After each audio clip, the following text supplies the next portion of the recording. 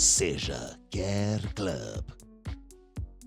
Não, e assim, vale lembrar, né? O significado da palavra filantropia é amor à humanidade, né? Então parte disso, parte dessa lógica, né?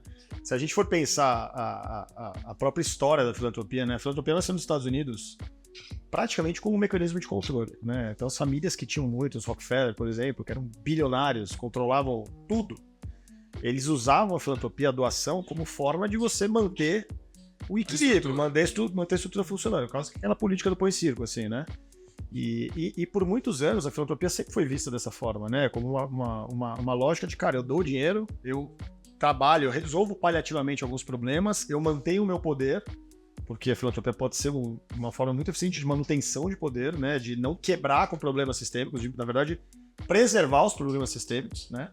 Escobar é filantropia. Exatamente. Então, assim, eu acho que a filantropia, ela, por muitos anos, ela ficou numa caixinha muito pouco questionada, né? E aí, quando eu comecei a entender melhor... Acha que isso é uma visão geral da filantropia? Acho que isso, sim. Acho que isso, historicamente, se puxar um pouco da história, acho que a gente nasceu e viveu muitos anos assim.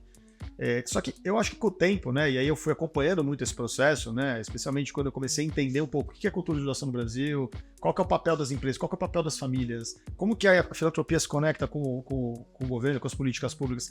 O que começou a acontecer, né, à medida que eu fui entendendo essa dinâmica e à medida que o mundo foi mergulhando em crise atrás de crise, né, nos últimos 10, 15 anos, eu acho que a gente começou a perceber, de uma forma geral, como setor, que a filantropia tem um papel muito mais eficiente. Que ela pode ser muito mais questionadora, ela pode correr muito mais risco, ela pode influenciar muito mais coisa, né?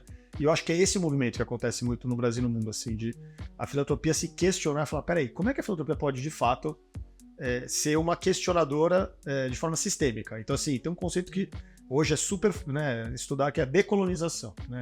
O que é decolonização? Nós somos um país colonizado. Os detentores de grandes riquezas no Brasil, muitos deles enriqueceram muito em função de práticas coloniais que destruíram a vida de mais da metade da população, né?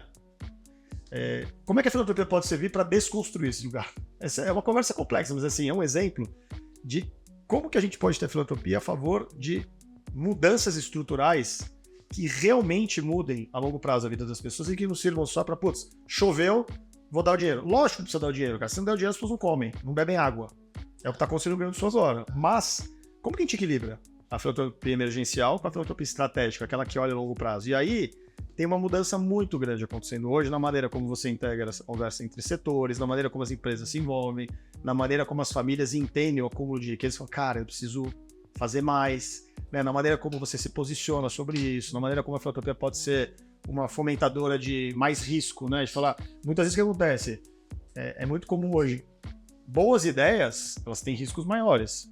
Cara, às vezes a filantropia é maravilhosa. Você fala, cara, aqui, eu vou te dar um cheque de 200 mil reais, põe tua ideia de pé. Se der errado, beleza, é doação, você não precisa devolver. Mas se der certo, você fala da vai mudar a vida de mais milhares de risco. pessoas. É isso, entendeu? Então, tem uma conversa, uma evolução muito grande hoje no setor, da gente entender melhor o contexto, e se a gente compara com 10, 20 anos atrás, a filantropia era muito mais quadrada, ela era muito mais encaixotada no modelo que é, cara, eu sou uma família, eu crio um instituto, eu abro uma escola, eu dou o dinheiro, óbvio que é importante para aquela comunidade, mas isso não vai mudar o ponteiro.